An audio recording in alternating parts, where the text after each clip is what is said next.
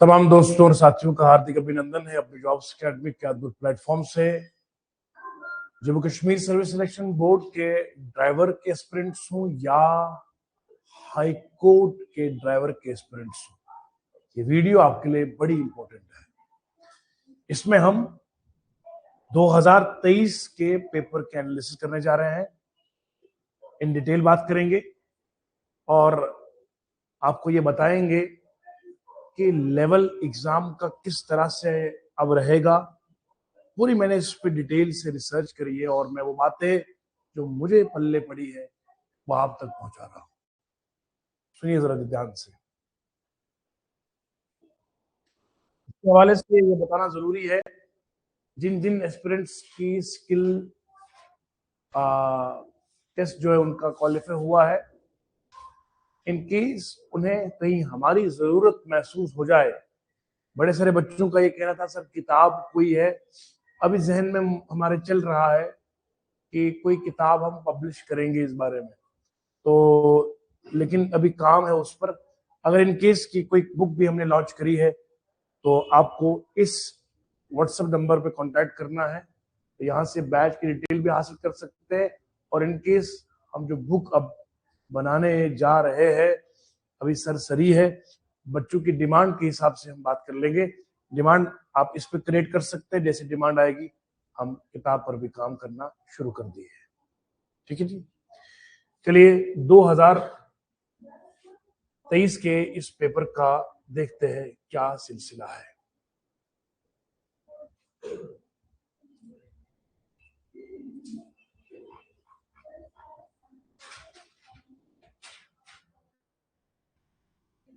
इस पेपर को देखेंगे आप तो ये OMR शीट बेस्ड पेपर है। यहां आप शुरुआत में देखेंगे तो इस तरह का सवाल आता है। ठीक है जी, शुरू से करते हैं और देखते हैं कि सवाल हो कहीं से, सॉल्यूशन होगा यहीं से और सिलेक्शन भी होगी यहीं से। देखिए जरा, एक पर्सन जिसे अथोराइज इजाजत दी जाती है ट्रांसपोर्ट व्हीकल को ड्राइव करने की, कितना मिनिमम एज होना चाहिए। मेरी तसल्ली के साथ आप सुनेंगे, हर बात में आपके दिल के तहखाने में उतार दूंगा, दिल की सुर्ख दीवारों पर लिखा जाएगा। सुनिए जरा, मिनिमम कम से कम एज कितनी हो, उम्र कितनी हो। देसी एक वो ड्राइवर जो प्राइवेट गाड़ी चलाता हो, एक वो जो कमर्शियल गाड़ी है, इसमें फर्क है। प्राइवेट गाड़ी के लिए मिनिमम एज और है, ट्रांसपोर्ट या कमर्शियल गाड़ी जैसे पैसा बनता है उसकी एज और है। मोटर व्हीकल एक्ट ये 1988 का साफ तौर पर से बताता है। सबसे पहली बात, अगर एक बच्चा 16 साल का है, क्या है, 50 सीसी से कम, 50 सीसी से मोटर बाइक की इसे लाइसेंस मिल सकती है, 50 सीसी से ज्यादा दब के बोलो। समझ में आया? हमने क्या कहा, एक वो बच्चा जिसकी उम्र 16 साल की है, 50 सीसी तक की बाइक चलाने का उसे इजाजतनामा मिलेगा लाइसेंस की सूरत में, लेकिन 50 सीसी ज्यादा नहीं। इसके अलावा अगर कोई LMV है, लाइट मोटर व्हीकल, तो 18 प्लस जैसे ही होगा इसको ड्राइविंग लाइसेंस की अनुमति मिल सकती है।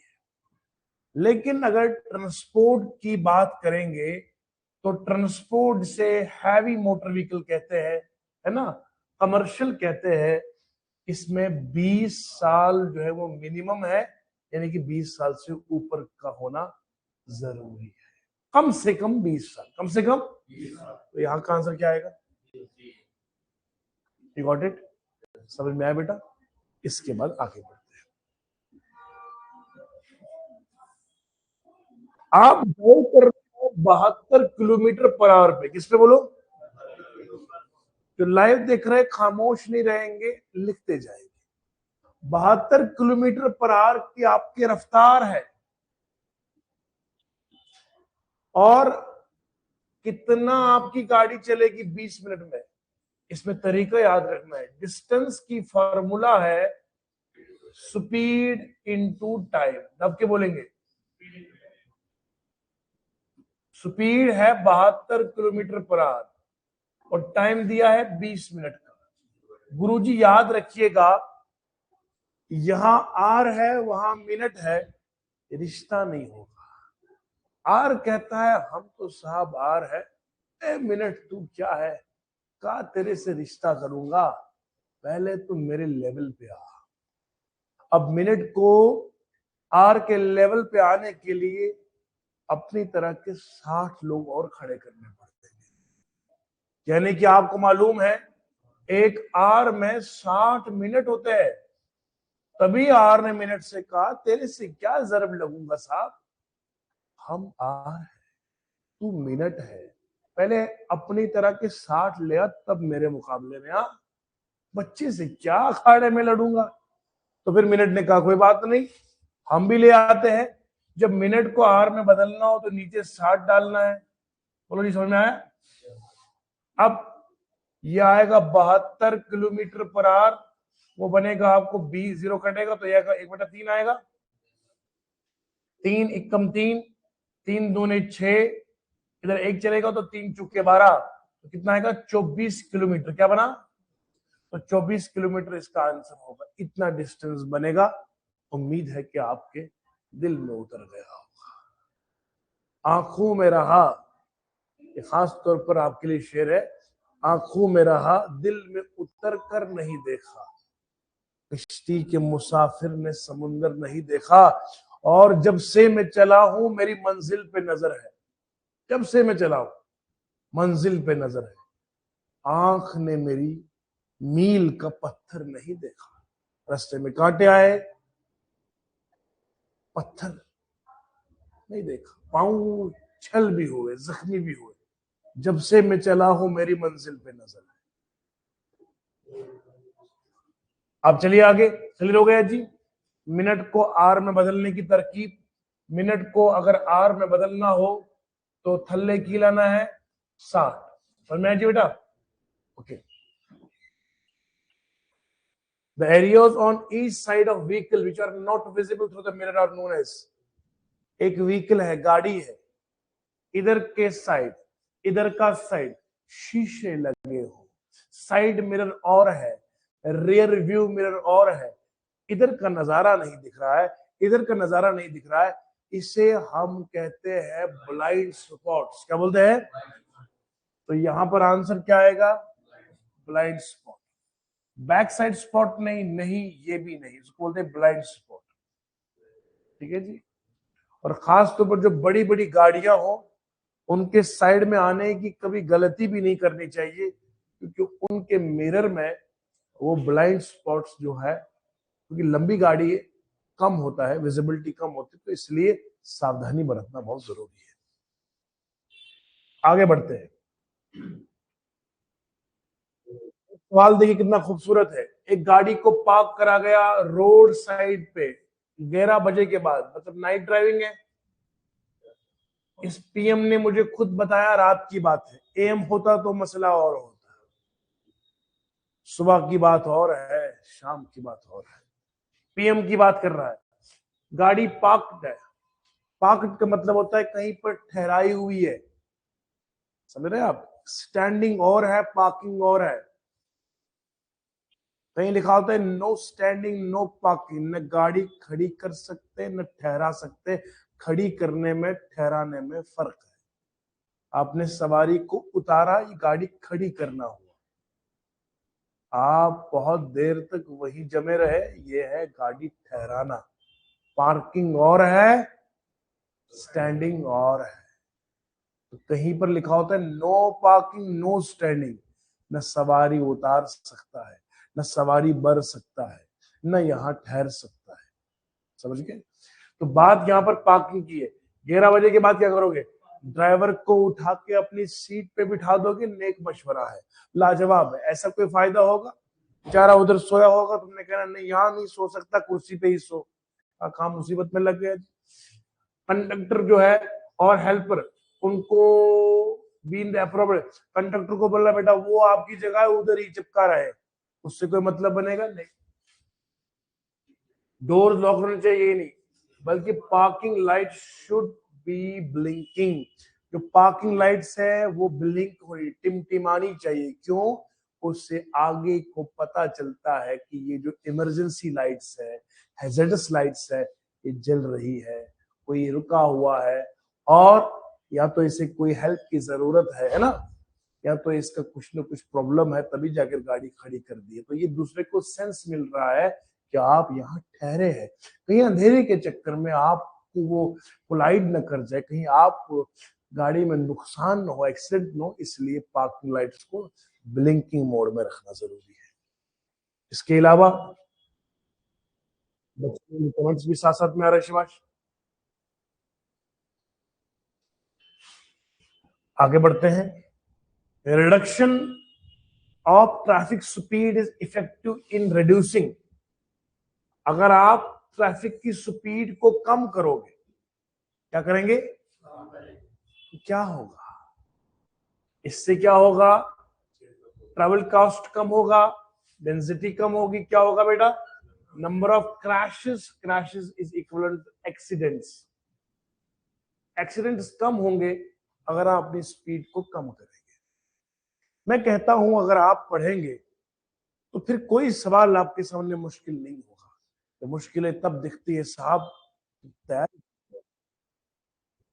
आगे बढ़िए।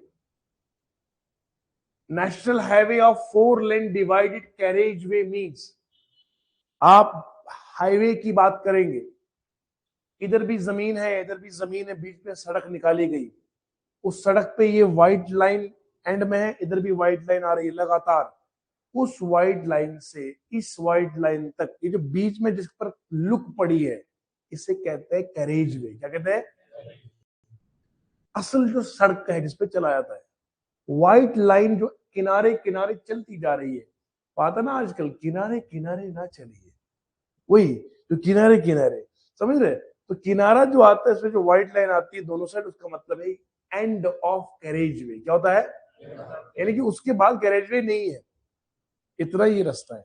और आपको ये भी मालूम होना चाहिए, अगर इसमें एक साइड का ट्रैफिक है तो it is single carriage way. अगर इधर से जा रहा है, वहां से आ रहा है, बीच में डिवाइडर है, तो ये ड्यूअल कैरेज वे। क्या है? समझ गए? समझ गए? जैसे आप मान लीजिए यहाँ जम्मू से आप श्रीनगर को जा रहे हैं, तो आप देखिए बीच में डिवाइडर होता है जहां जहां, तो वहां पर इस साइड से भी उस साइड से भी आ रहा है, that is called dual carriage way. क्या होता है? यहाँ अगर बीच में आपको नहीं डिवाइडर दिख रहा है, फिर भी अगर टू साइड में ट्रैफिक आ रहा है, that is also dual carriage way. कहीं कहीं जगह ही नहीं डिवाइडर बनाने की, तो क्या करें?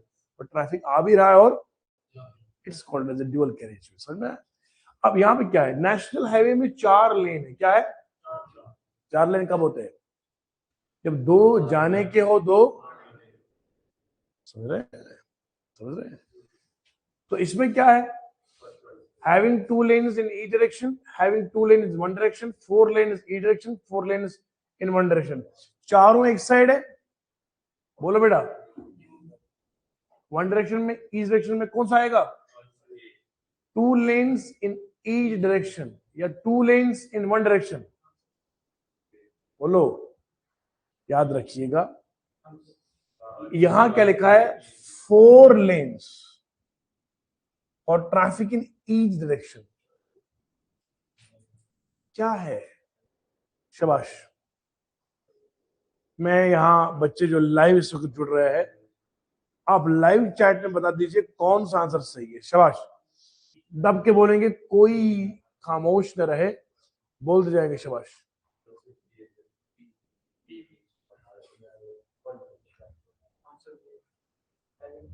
ईच डायरेक्शन क्या है और वन डायरेक्शन क्या है, इसमें फर्क है।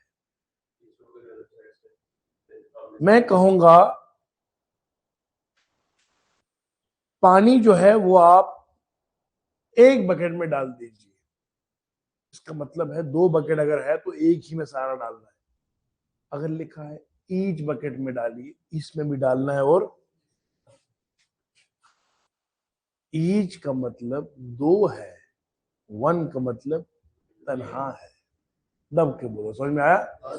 2 जार है, लिखा है एक में पाओ पानी, तो आपने एक ही में डाल दिया। ईच लिखा है कुछ, इसमें भी डालेंगे पानी, इसमें भी डालेंगे। मैं शुद्ध देसी में आपको पढ़ाता हूं, हमारी हर बात आपके दिल पर लगती है, ये लगनी चाहिए, जो दिल से पढ़ाते हैं। तो यहां 1 डायरेक्शन का मसला खत्म है। 4 लेन एक ही डायरेक्शन में तो नहीं होंगे, कौन सा आएगा? 2 लेन्स एक डायरेक्शन में और 2 लेन्स दूसरी डायरेक्शन में। ईच लेन और है, 1 लेन और है। चलिए जी आगे बढ़ते हैं। As per the Indian standard, motor vehicle used for carriage of goods and having a gross weight, देसी में बताता हूं, देसी में आखिया किया। अब सुने जरा ध्यान से, कशिर पर मैं कह रहा हूं, गाड़ियां जो होती है इनकी कैटेगरी रखी गई है। एक गाड़ी की कैटेगरी है एम, एक है एन, एक है ओ। ज्यादा अच्छा याद रहेगा आपको एन एम ओ, नमो याद रहेगा, नमो, एन एम ओ। एन क्या है? एन वो गाड़ियां है जिनमें आपको सामान ही दिखेगा, गुड्स कैरेज, पैसेंजर नहीं है। लोड वाली गाड़ियां, क्या बोला? हाँ, जिनमें सामान भरा हो, सामान लदा हो, एन वाली गाड़ी। एन में फिर N1 भी है, N2 भी है, और इनमें गुड्स आएगा, इनमें साहब पैसेंजर आएगा, इनमें साहब ट्रेलर्स आएंगे। N1 कौन सी गाड़ी है? एन में तो सब में सामान ही आएगा, गुड्स ही आएंगे। N1 कौन सी है साहब? जिनका वजन, दब के बोलो, जिनका वजन 3.5 टन से कम हो, यानी कि 3500 किलो से भी कम हो। जिनका वजन 3500 किलो से कम है, थल्ले है, वन है, उनको बोलते हैं हम N1। क्या बोलते हैं? जिनका 3500 किलो टन से 12 टन तक है, यानी कि टन में होते हैं 1000 किलो।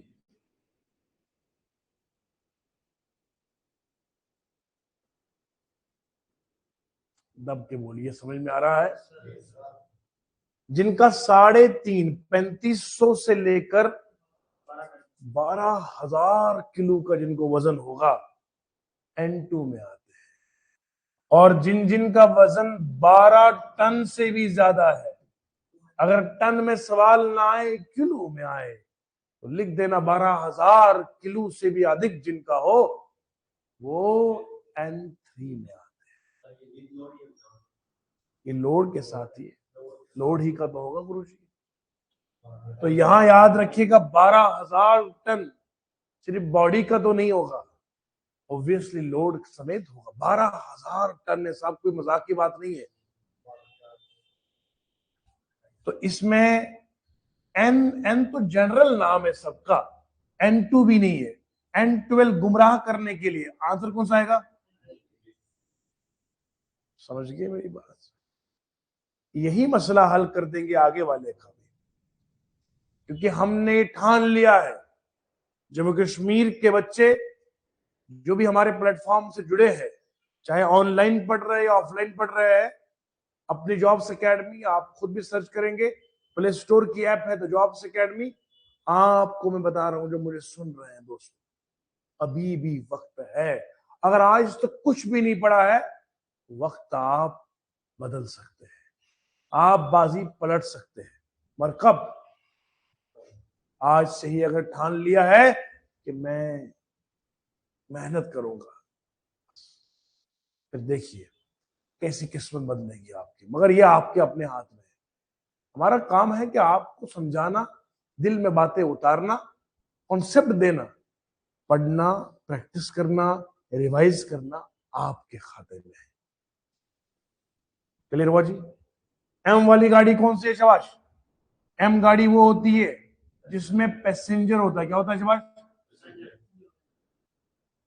सवारियां हैं। ड्राइवर अलग है, सवारी और है। इसमें M1 कैटेगरी में आता है 8 पैसेंजर। क्या बोला?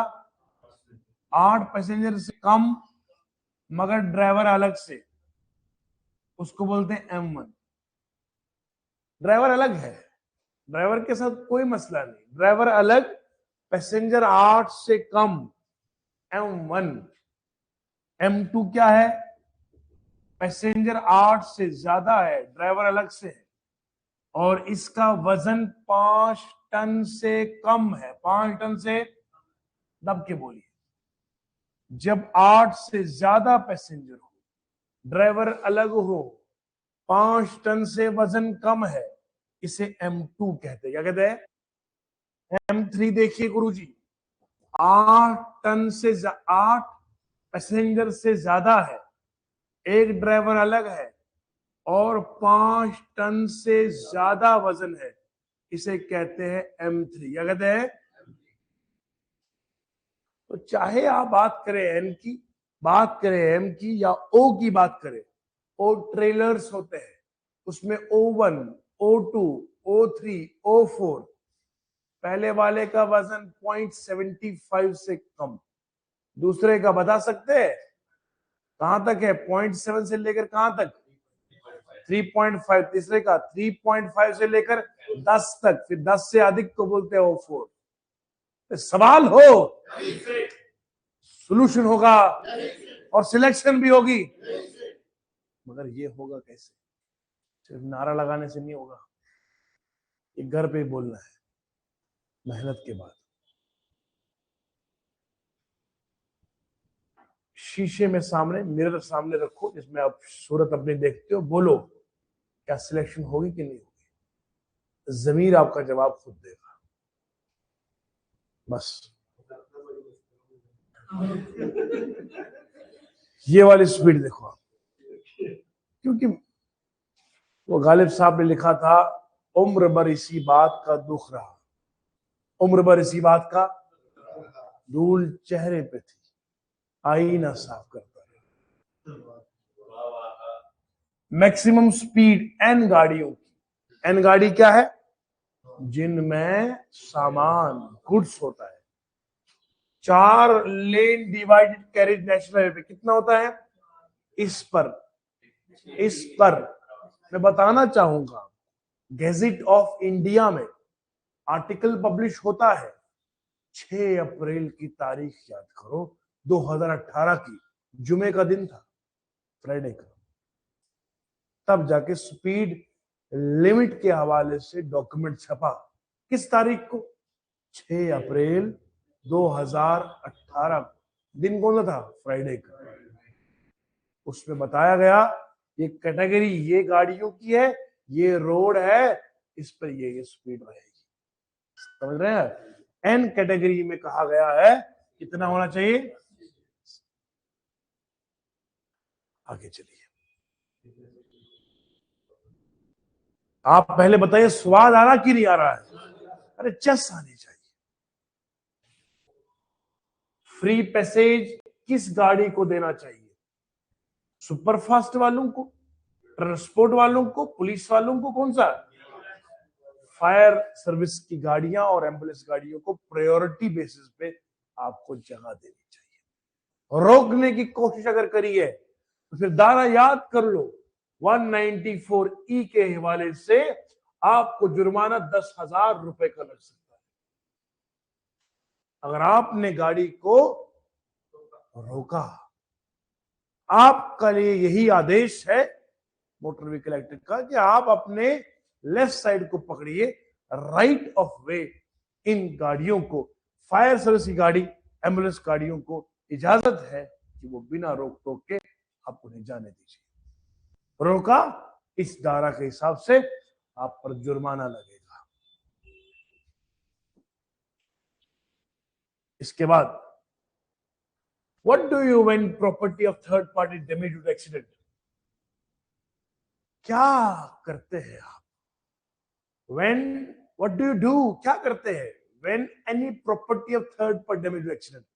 एक्सीडेंट की वजह से अगर थर्ड पार्टी को कोई नुकसान हो जाए, कोई डैमेज हो जाए, वो गाड़ी तबाह हो जाए, उसमें कोई पार्ट टूट पड़ जाए, क्या करते हो? आरटीओ के पास जाते हो, ऑनर के पास, 7 दिन में पुलिस को रिपोर्ट करते हैं, बल्कि 24 घंटों के अंदर अंदर आपको नियरेस्ट पुलिस स्टेशन में अपने रिपोर्ट दर्ज करवानी है। उसके बाद ये वाला निशान, ये कौन सा सिग्नल है? मेरी तरफ देखिएगा ध्यान से। इस साइड ये फोल्ड किया है, इस साइड खुला रखा है ऐसे। इसका मतलब है इस वाला ट्रैफिक जो लेफ्ट का है, रुक जाओ, रुको। इस साइड रखा, मुंह भी इधर रखा, आ जाओ। समझ गए क्या मतलब है? लेफ्ट से हमने इसको रोका है। क्या है बोलो? पहले आप पढ़ो वो लाइन जो लेफ्ट वाली है, रोकने वाली कहां है? ये सामने से रोकना, ये तो गलत है। एक सेकंड हिलिएगा नहीं। स्टॉपिंग फ्रॉम द राइट, ये गलत। स्टॉप साइमल्टेनियसली, ये गलत। तो बचा कौन सा? ये जो तरीका मैंने अपनाया, इसे कहते हैं एलिमिनेशन वाला। देसी में ऑप्शन से आंसर निकालने वाला तरकीब।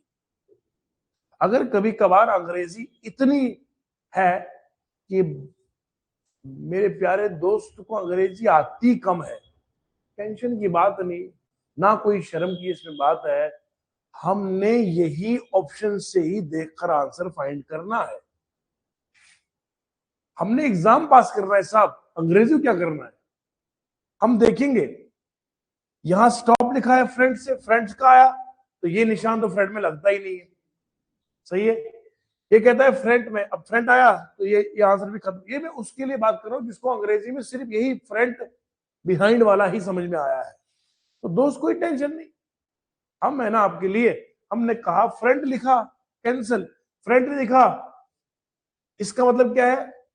राइट से रोक रहा हूं, या राइट से थोड़ी है। तो ये तीन ऑप्शन जब कट के तो आंसर कौन सा आएगा? फिर बाकी आपको अंग्रेजी आती नहीं आती, कोई टेंशन नहीं, आंसर तो आ गया ना। समझ रहे हैं? टेक्नोलॉजिया। अप्रोच लेफ्ट से रोक रहा हूं और राइट साइड से अलो करता हूं, और राइट टर्न भी ले सकता है।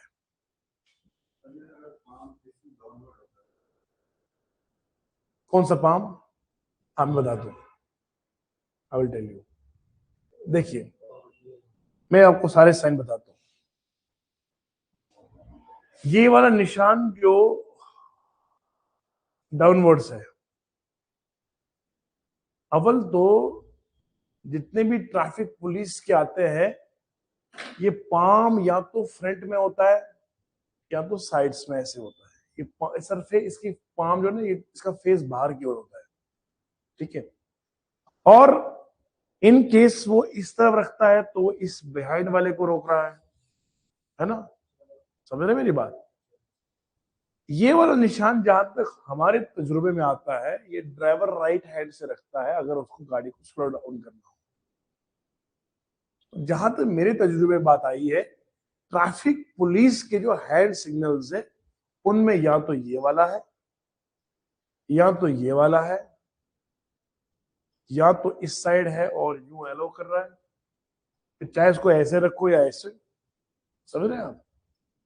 या तो वो इसको ऐसे कर रहा है, इसको ऐसे रखना है। इस तरह के ये निशान है, समझ गए?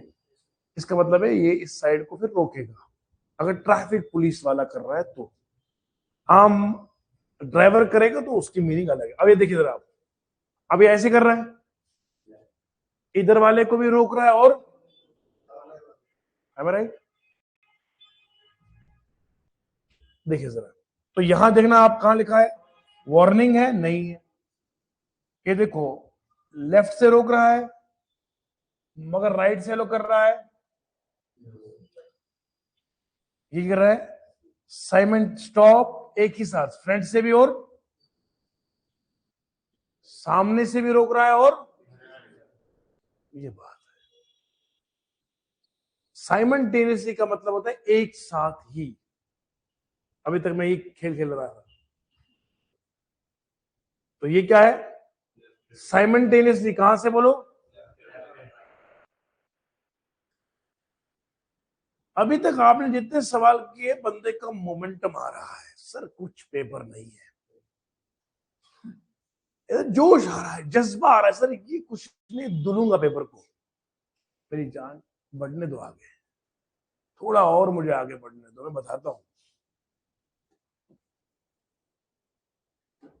इनमें तो आप दुलोगे सही से, लेकिन आगे कहानी बदल जाएगी। मैं आपके मोटिवेट कर रहा हूं कि मेहनत, लगन, फिर जाके जब सिलेक्शन होगी अगर मूछों को ताव लगाएंगे भी तो उसमें शान होगी, बात बनती भी है ना। ये सिर्फ फ्रंट वाले को रोकेगा, कहां लिखा है ये गलत, ये गलत, ये गलत, हाँ मैं सही।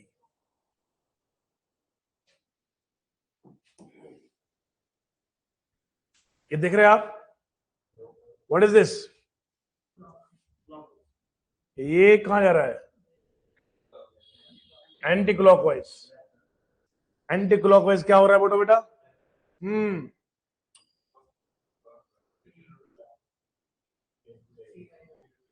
ये ऐसे जा रहा है, क्लॉकवाइज ये होता है, ये एंटी क्लॉकवाइज हो रहा है।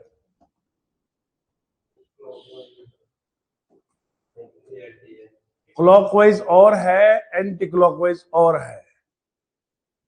अगर क्लॉकवाइज करेंगे तो बात और है,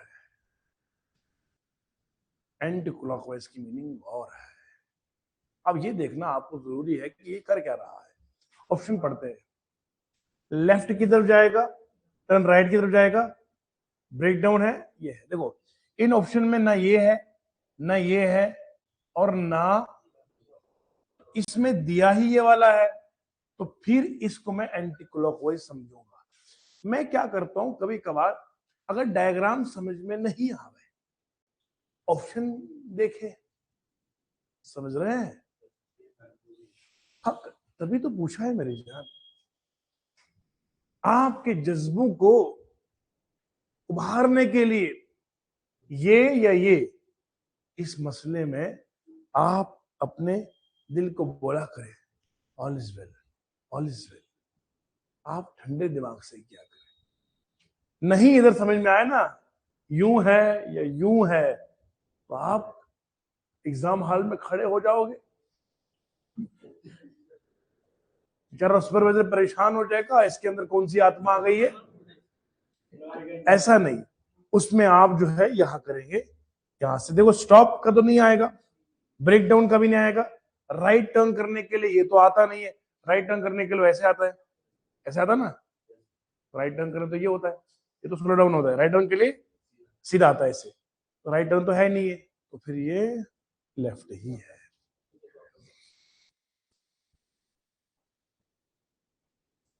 ये आपको पता है, हाफ सर्कल तक लेना ये स्लो डाउन की निशानी है, समझ रहे हैं आप। मैं उम्मीद जताता हूं कि हर लफ्ज इधर जा रहा है।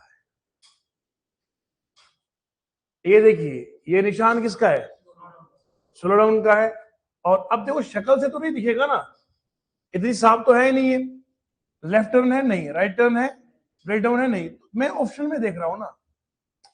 अब मेरी बात नहीं फॉलो कर रहे हैं, हमें डायग्राम अगर समझ में नहीं आए, नहीं ऑप्शन तो समझ में आ रहे हैं ना साहब, तो उन्हीं को देखेंगे।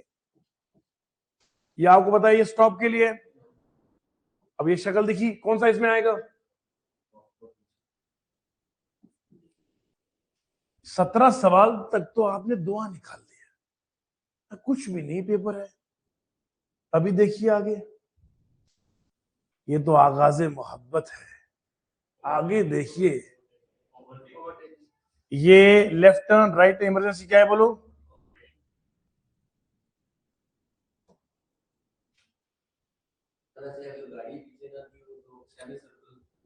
हाँ, अगर गाड़ी पीछे ना दी हो फिर तो सेमी सर्कल वाला।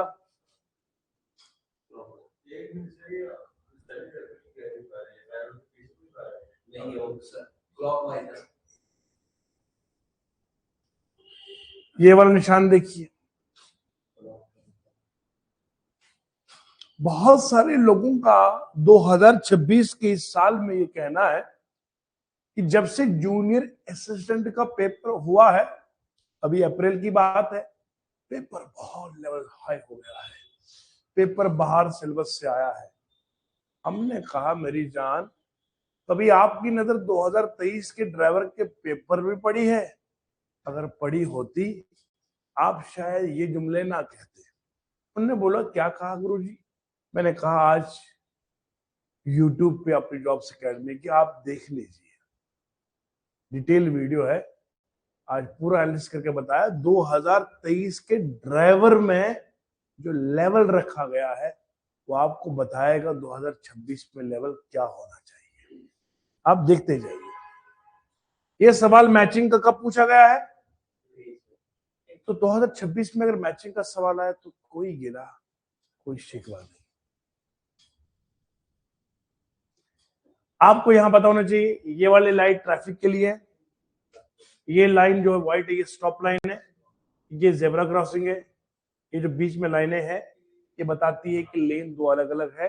अगर व्हाइट है तो फिर एक साइड का ट्रैफिक है, येलो है तो अपोजिट साइड का ट्रैफिक भी है। अब वो नीचे लाइन में दिखा गया, क्या लिखा देखो, पढ़ो जरा। डबल कंटिन्यूअस लाइन का मतलब होता है पता क्या? रोड डिवाइड है टू में और यू टर्न लेना मना है। सॉलिड जो लाइन होती है इंटरसेक्शन, उसका मतलब होता है इस लाइन से पहले रुक जाओ क्योंकि स्टॉप रेड दिखा रहा है सिग्नल।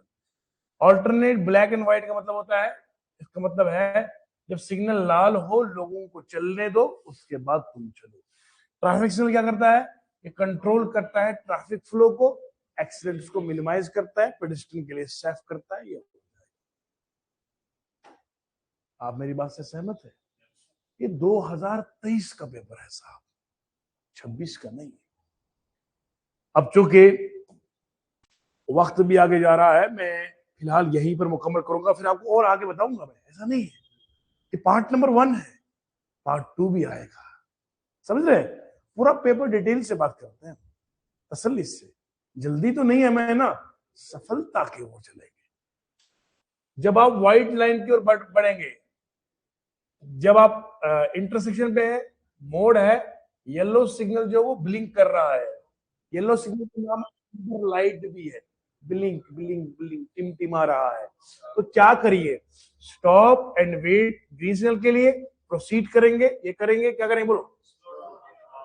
ये वाला सबसे बढ़िया है। कौन सा वाला? स्लो डाउन, और जब तक सेफ ना हो फिर आगे ना बढ़िए। 20 सवाल हो गए,